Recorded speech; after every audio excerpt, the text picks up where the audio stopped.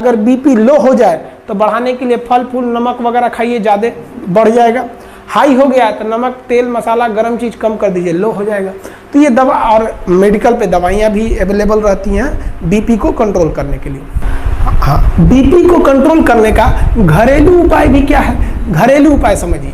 मान लीजिए कि अगर आपका बीपी बहुत बढ़ गया है और आप चाहते हैं बीपी को घटाएं, तो आप अपनी साली से बात कीजिए। साली से बात करेंगे ना तो बढ़ा हुआ बीपी ऑटोमेटिक लो हो जाएगा।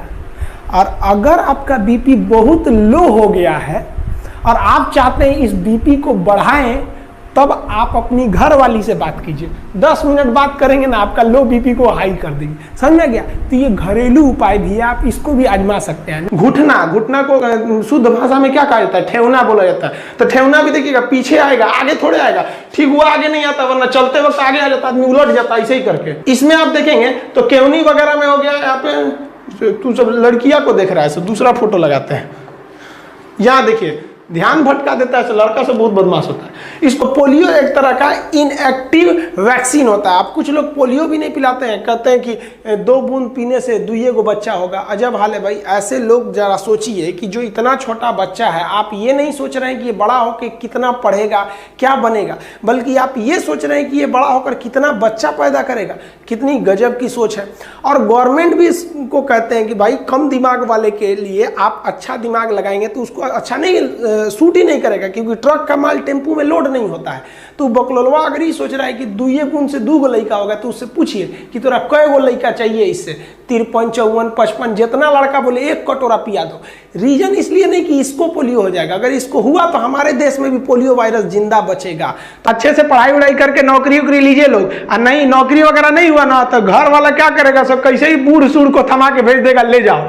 जो बनती है आलिया उसी को मिल जाता है कालिया। इसलिए ज्यादा मेकअप टेकअप पे ध्यान नहीं दीजिएगा, इन्हें कि ठोड़ और रंग के घूमने लगे या कोरोना के बीच में। पढ़ाई पे ज्यादा ध्यान दीजिएगा, पढ़ाई वगैरह करिएगा, तब ना आपको अच्छा घर द्वार मिलेगा। नहीं तो ऐसे थमा देगा किसी को घर वाला, कोनो सरकारी नौकरी लेके आएगा, कैसनो रहेगा, एकदम करिया भूचेंग लेके चल जाएगा। इसलिए सब लोग भाई पढ़ाई एकदम दिल से कीजिए। अब कुछ लोगों का कहना है कि भारत को 2 फ्रंट वार झेलना पड़ेगा, एक चाइना से, एक पाकिस्तान से। हमारे हिसाब से ये 1.5 फ्रंट वार है। पाकिस्तान थोड़ी ना लड़ पाएगा भारत से। अब अंदाजा लगाइए ना, पाकिस्तानी सेना प्रमुख बाजवा का क्या कहना है कि पाकिस्तान का जो एरिया है वहां पर जितने हॉस्पिटल है उसमें 50% बेड खाली रहे, क्योंकि इनको पता है कि जो इनकी फौज है ये पिटा के आने वाली है और इनके लिए बेड खाली रहना चाहिए। और साथ ही कहा है कि ब्लड का भी इंतजाम रखिए, क्योंकि इनको पता है भारत वाला बहुत बुरा थूरता है सब, तो ब्लड वगैरह गिर जाएगा, मुंह हाथ फूट जाएगा, तो ब्लड की भी जरूरत है। पहले से ही बेचारे तैयार हैं। वाह, हम लोग की फौज हथियार खरीद रही है, इसे थोड़ा ब्लड ये सब बेड वेड खरीद रहा है। अच्छा है भाई, आपको कम से कम पता तो है आपको आपकी औकात। अब आपके दरवाजा में ग्रीस घट गया तो दरवाजा खोलेंगे तो चोए चोए बोलेगा।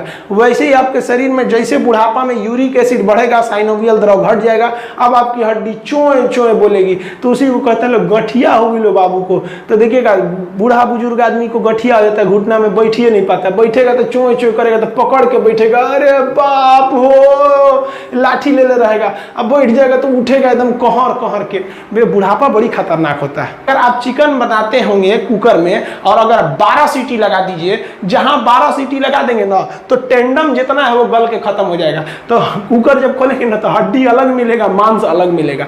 हड्डी और मांस को कौन जोड़ के रखता है? टेंडम। किसी किसी में टेंडम बहुत ज्यादा होता है। तो कोई कोई मुर्गी लाइएगा ना, बूढ़ मुर्गी, उसे सुरा का मीट में नहीं गलता है, उसका गलबे नहीं करेगा, घींचना पड़ेगा इसे, उसको खींच के। काहे के लिए? वो बूढ़ मुर्गी का टेंडम जो है तगड़ा था, यानी हड्डी से मांस बढ़िया से पकड़ा हुआ था। समझ में आ गया? बुढ़ापा में टेंडम वगैरह गल जाता है, देखने झूल जाता है आदमी का शरीर एकदम। हाँ, हड्डियों का ज्वाइंट होता है, उसे क्या कहेंगे? लिंगामेंट। यहाँ भी लिंगामेंट होगा, यहाँ भी लिंगामेंट होगा। आजकल डॉक्टर एक टेक्निकल भाषा का प्रयोग कर रहा है। जहां ज्वाइंट से हड्डी टूट रहा है ना, तो पेशेंट को डरवाने के लिए कह रहा है, oh my God what happened with his. कहेगा इसको ना टूटा नहीं बोलेगा, नहीं कहेगा हाथ टूट गया, कहेगा लिंगामेंट टूट गया, लिंगामेंट। अब बेचारा मरीज अनपढ़, उसको क्या पता है लिंगामेंट कौन जीगा, उसको लगेगा है भी कुछ टूट गई लो हमरा, कि डॉक्टर साहब बचा लीजिए। हाँ कोई बात नहीं, 1 लाख जमा कर दो। डॉक्टर वकील अगर आप नहीं जानते हैं तो बढ़िया से खाली कर लेगा सर। तो ये क्या है कि अगर ज्वाइंट से टूटा है, कहीं से ठेवना वगैरह से टूट गया ज्वाइंट से, तो वहां का लिंगामेंट टूट गया, तो डॉक्टर कहता है लिंगामेंट टूट गया। और बीचवा में से कहीं टूट गया तो कहता है कि फ्रैक्चर हो गया, फ्रैक्चर। अब तो कुछ दिन में ये भी कहेगा सर कि लिंगामेंट टूट गया यहाँ पे। अगर इसमें हम हवा भी भर देंगे तो क्या होगा? जैसे हवा अंदर जाएगा हेपेरिन वहाँ का मर जाएगा और ये सब पूरे ग्रुप में मिलकर यहाँ पर ब्लड जमा देंगे और जब जमा देंगे तो यहाँ पर मांस एकदम टाइट हो जाएगा। क्योंकि यहाँ की नसें मोटी हैं, आदमी मरेगा नहीं, हेमरेज नहीं होगा, लेकिन मांस टाइट हो जाएगा और मरीज को बहुत दर्द करेगा। अरे बाप रे बाप। तो मरीज कहेगा कि डॉक्टर साहब फूल गई लो यहाँ। तो डॉक्टर कैसे कहेगा कि गलती तो हमरे है? तो कहेगा बाबू गर्म पानी भिगा के सेकिएगा। तो मरीज गर्म पानी भिगा के सेकेगा। अरे बाप, अरे बकलोलवा मरीज जब इंजेक्शन लगता है तो खुद देख लिया कर। क्या है, बिना पैसे वो सेवा करते हैं। तो देखिए गवर्नमेंट उनको पैसे देती है और आपको कौन कह दिया थाना में पैसे नहीं लगते हैं? देखिए आप कभी कोई क्राइम कीजिएगा ना तो पुलिस कहेगी हाँ हाँ यही किया था, यही किया था। और जैसे पैसा दे दीजिएगा तो कहेगी ना ना ना ना नहीं किया था। तो पहले था, अब पैसा देने के बाद ना, इसी को मिला देते हैं तो बनता है थाना, पुलिस स्टेशन। और इसमें बैठा रहता है दरोगा। द चाहे रोवो चाहे गावो, लेकिन द रो गा के द, लेकिन द उसी को कहते हैं दरोगा। चायपत्ती के बगान में महिलाओं को ही लगाया जाता है, पुरुषों को नहीं लगाया जाता है जानबूझ के। महिलाएं आराम आराम से नोचते रहती हैं, सब पत्तियां उसकी रखते रहती हैं सब इस तरह। पुरुष को लगा देंगे सजरा, दिन भर कहीं ना कहीं झगड़े कैले रहता है और नोचते में उसको अगर याद आ गया झगड़ा के बाद गुस्सा में तो कहेगा ना गला दबा देंगे वहां पे, गुस्सा में नोच देगा, पूरा खेत तो उखड़ जाएगा। इसलिए पुरुष को चायपत्ती में नहीं लगाते हैं लोग। स्कूल में पढ़ने के बाद आपको लगेगा जॉब, अब चाहे प्राइवेट जॉब लगे चाहे सरकारी जॉब लगे, आप कहीं भी जाइएगा आप जॉब कीजिएगा। जॉब करेंगे तो वो चला जाएगा तृतीयक सेक्टर में। ये लोग जॉब कर रहे हैं तृतीयक सेक्टर में, इन सब का हम थोबड़ा ढक दिए हैं। इस जरा इसको देख रहा था सब, देखिए ना यहाँ पर इसको देख रहा था सब, देख रहे हैं कौन सी जॉब करेगा सब? अयो बकलोलिया देख रही है उसी को यहाँ पर।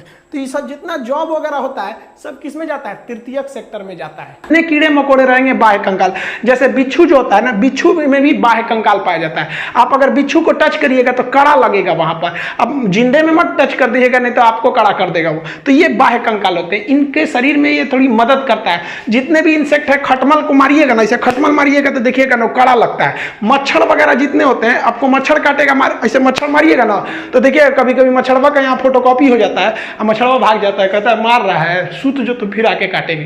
क्यों? क्योंकि उसके बाहर कंकाल होता है। लेकिन मच्छर इतना छोटा है, औकाते भर ना उसकी भी मजबूती रहेगी, क्या बुलेट प्रूफ थोड़ा ना हो जाएगा। अब जो नारियल पानी हम लोग पीते हैं पटना में, वो केरला में मिलता है 10 रुपए का। केरला से एक ट्रक अगर पटना आता है तो 1 लाख रुपया वो किराया लेता है। अब आप बताइए कोई व्यापारी है जो नारियल पानी मंगा रहा है, वो तो केरला में खरीदा है 10 रुपये के हिसाब से। अब जब पटना लाएगा तो 1 लाख रुपया किराया दिया है वो ट्रक का, आपको 10 रुपये में देगा? नहीं देगा। तो गरीब आदमी सोचता है कभी हम भी नारियल पानी पीते। इसमें उस गरीब की कोई गलती नहीं है, ना ही उस व्यापारी की गलती है। गलती है तो हमारे नीति निर्देशकों की गलती है, जो नीति बनाते समय ऐसी नीति नहीं बनाते हैं जो अगले 1000 साल तक सक्सेस हो सके।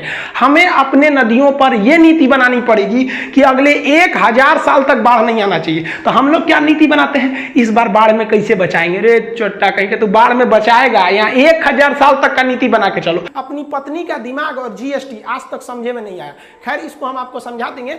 जीएसटी पत्नी का दिमाग हमको भी अभी एक्सपीरियंस नहीं है, कुछ दिन में हो जाएगा, हमको भी शादी होने वाली है तो हम वो भी समझा देंगे आपको। आप देखिए मुर्गी पालन, ये पूरी तरह से प्रकृति पर है। आपने कभी सुना है क्या एयरटेल की मुर्गी, रिलायंस की भैंस? कभी नहीं होती है, ये नेचर की होती है। तो जो चीज नेचुरल होती है उन्हें हम प्राथमिक कहते हैं। अब मुर्गी पालन में हम कभी पढ़ाएंगे कि 3 तरह से मुर्गी पालन होता है, जो केवल मीट के पर्पज से आती है। ये सफेद वाली सीबीएसई बोर्ड वाली मुर्गी, इसको हम लोग क्या कहते हैं? ब्रॉयलर कहते हैं। जो अंडा देती है सब उसे लेयर फार्मिंग कहते हैं। और जो ये हिंदी मीडियम वाली मुर्गी पाली जाती है ना घर के पीछे, तो उसे बैकवर्ड फार्मिंग कहते हैं।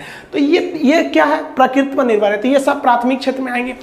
तो ये सऊदी अरब के राजकुमार जो राजा थे उस समय फहाद, उन्होंने फोन किया इसको कि रे चोट्टा कहीं का तू शांति से रह जाओ मैटर पे, ना तो तोरा हम व्यवस्था कर देंगे। ये खुद अपनी आत्मकथा में लिखा है कि हम तो नवाज शरीफ को टपका दिए रहते अगर ये बीच में नहीं आए रहते। तो सोचिए ये अपने प्रधानमंत्री को टपका रहा था। रे चोट्टा, हम तो कहते हैं कि पाकिस्तानी की आर्मी जिम्मेदार है, लेकिन हमारे देश के इंटेलिजेंस भी जिम्मेदार है। तुम जासूस किस काम का रहे कि तुमको ये पता नहीं चल रहा है कि पाकिस्तान की हजारों फौज घुस गई, वो आर्टिलरी लेके चले आए, एमुनेशन लेके चले आए, मिसाइल लेके घुस गए, हमारी फौज चुपचाप मुंह देख रही है। हमारी फौज तो बहादुरी से लड़ी, जो जासूस थे सब, इंटेलिजेंस, वो चोट्टे कहां मर गए थे सब। और ये हमेशा से यही होता है। 1962 की लड़ाई हम लोग को मुंह की खानी पड़ी यही जासूसों की वजह से। 1984 में ये ससुरे सियाचिन में घुस गए थे, फिर भी कुछ नहीं हुआ। अरे सब छोड़िए, 2008 में देखिए ना, मुंबई में जब हमला हुआ तो हमारे जासूसों को पता ही नहीं था कि कजमल के साथ घुस गया, हमला कर दिया, चोट्टा सरकारी नौकरी लेना है, कोनो काम का नहीं है सब अधिकारी। इनको ले आके हम तो रहते ना